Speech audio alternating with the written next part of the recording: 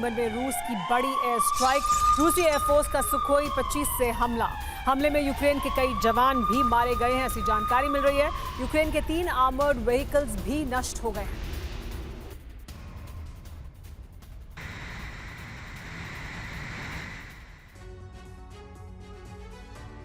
Belgorod के बाद Zelensky की सेना ने डोनेस्क में जबरदस्त प्रहार किया। यूक्रेन की सेना के टारगेट पर रिहायशी और पॉश इलाके थे। एक 5 स्टार होटल को टारगेट करने के साथ ही यूक्रेन ने रॉकेट से कई इमारतों पर हमला किया। एक्सपर्ट्स का दावा है कि जेलेंस्की रूस को बड़े हमले के लिए उकसा रहे हैं ताकि अमेरिका से हथियारों की सप्लाई जल्द से जल्द हो सके। क्रीमिया में लैंडिंग शिप पर हमले का रूस ने जिस तरह से बदला लिया है, उससे जाहिर हो रहा है कि बेलगोरोद और डोनेस्क पर हमले का भी विध्वंसक जवाब दिया जाएगा। एक्सपर्ट्स का दावा है कि यूक्रेन में तबाही नेटो में खलबली की वजह बनेगी और यूक्रेन को हथियार मिलेंगे। रात के 12 बजने वाले थे।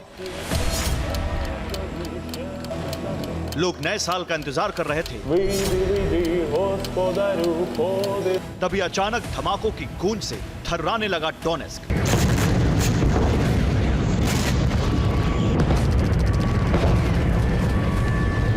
डोनेस्क के लोगों को लगा कि आवाज आतिशबाजी की है, लेकिन कुछ देर बाद आसमान में चमक रहे कई रॉकेट को देखकर दहशत फैल गई।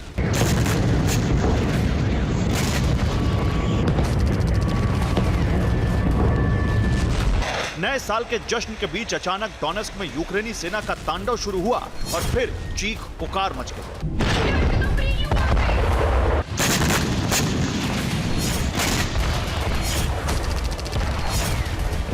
यूक्रेन से ताबड़तोड़ हाइमार्स का प्रहार हुआ। MLRS से रॉकेट की बरसात कर दी गई। रूस के तमाम एयर डिफेंस फेल हो गए। डोनेस्क को बचाने के सारे उपाय धरे के धरे रह गए। यूक्रेनी सेना के हमले से रिहायशी इलाकों में इमारतें ढहने लगी। कई जगहों पर आग लग गई। यूक्रेन के हमले में डोनेस्क की सबसे खूबसूरत इमारत को भी नुकसान पहुंचा है। यह डोनेस्क का 5 स्टार होटल डोनबास पैलेस है। डोनबास पैलेस पर कई रॉकेट गिरे। होटल के बड़े हिस्से को नुकसान पहुंचा। डोनेस्क में एक स्कूल भी तबाह हो गया। एक कमर्शियल बिल्डिंग और कई रिहायशी इमारतें हमले का शिकार बनी।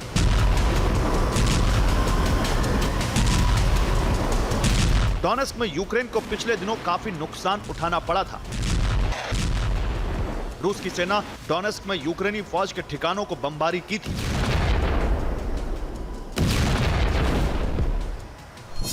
जिसमें यूक्रेन के 350 सैनिकों की मौत हो गई थी।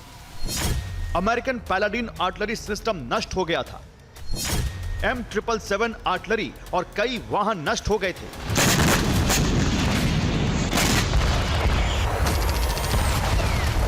रूस के इस हमले के बाद से यूक्रेन की सेना बदला लेने का प्लान बना रही थी और माना जा रहा है कि डोनेस्क पर जल्द बड़ा हमला हो सकता है। जबकि रूसी सेना को भरोसा था कि अब यूक्रेन की सेना दोबारा डोनेस्क इलाके में मजबूती हासिल नहीं कर सकेगी।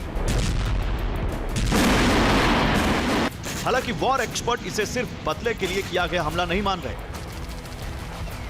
क्योंकि एक दिन पहले यूक्रेन ने रूस के बेलगोरोद पर भी भारी हमला किया था। उसके बाद डोनेस्क पर हमला हुआ है। बेलगोरोद और डोनेस्क दोनों यूक्रेनी सीमा के करीब हैं और यहां आसानी से रॉकेट और हाइमार्स से हमला मुमकिन है।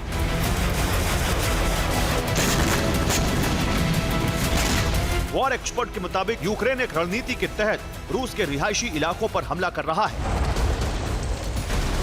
डोनेस्क और बेलगोरोद के बाद यूक्रेन कई इलाकों में ऐसे हमले कर सकता है।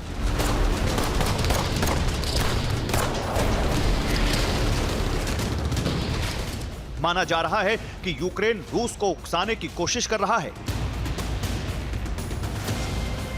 यूक्रेन खासतौर से उन इलाकों को टारगेट कर रहा है जिन पर पुतिन की नजर होती है। क्रीमिया में लैंडिंग शिप पर हमले के बाद रूस ने यूक्रेन पर मिसाइल हमलों का नया रिकॉर्ड बना दिया। वॉर एक्सपर्ट्स के मुताबिक यूक्रेन का लक्ष्य भी यही है। यूक्रेन रूस को बड़े हमले के लिए उकसा रहा है। जेलेंस्की को लगता है कि रूस के बड़े हमले से नेटो में खलबली मच सकती है। यूक्रेन में ज्यादा तबाही देखकर नेटो यूक्रेन को जल्द से जल्द हथियारों की सप्लाई कर सकता है। मॉस्को में 2 जगहों पर रहस्यमय तरीके से आग लगने की भी खबर है। रविवार की रात मॉस्को में करीब 1000 वर्ग मीटर के इलाके में डीजल के एक हैंगर में आग लग गई। मॉस्को में एक स्की कॉम्प्लेक्स की इमारत में भी रात के करीब 2 बजे रहस्यमय तरीके से आग लग गई। स्थानीय लोगों ने यहां धमाके की आवाज भी सुनी थी, लेकिन यह साफ नहीं है कि यह यूक्रेन का ड्रोन हमला था या सिर्फ हादसा।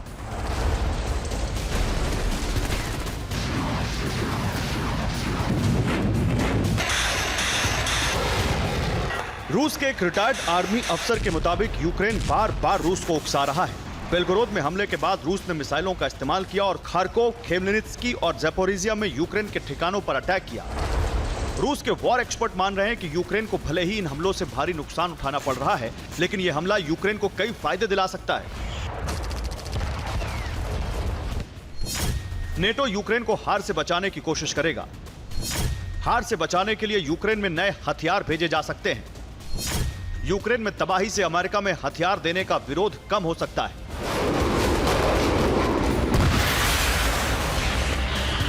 माना जा रहा है कि यूक्रेन अपने पक्ष में माहौल बनाने के लिए ही बड़े हमले कर रहा है।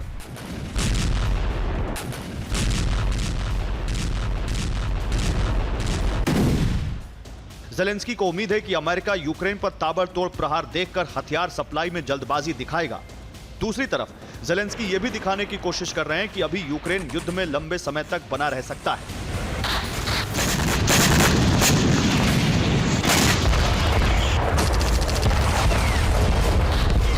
यूक्रेन ने दावा किया है कि सिर्फ दिसंबर में रूस के 30,000 सैनिकों की मौत हुई है। दिसंबर में ही रूस को 400 टैंक गंवाने पड़े हैं। रूस की 533 आर्टिलरी सिस्टम को भी नष्ट किया गया है।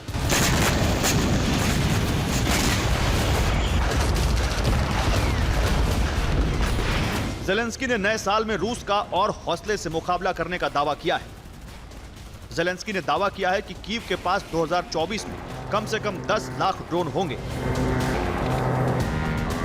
साथ ही F-16 भी यूक्रेन की नई ताकत बनने वाला है। ज़ेलेंस्की ने दावा किया है कि नए साल में रूस पर हवाई हमले में नई रफ्तार आएगी और यूक्रेन रूस को बहुत बड़ा नुकसान देने के लिए कमर कस चुका है। यूक्रेन ने कई नए हथियारों का इस्तेमाल भी शुरू कर दिया है। यूक्रेन ने एंटी टैंक गाइडेड मिसाइलों का इस्तेमाल शुरू किया है, जिससे रूस को बहुत बड़ा नुकसान उठाना पड़ा है। अब यूक्रेन को फिलहाल F-16 और अमेरिका से आ रहे एयर डिफेंस मिसाइलों का इंतजार है, ताकि एक तरफ हवाई हमलों से बचाव हो सके और यूक्रेन की हवाई ताकत बढ़ सके। Bureau report, TV9 Bharatvarsh.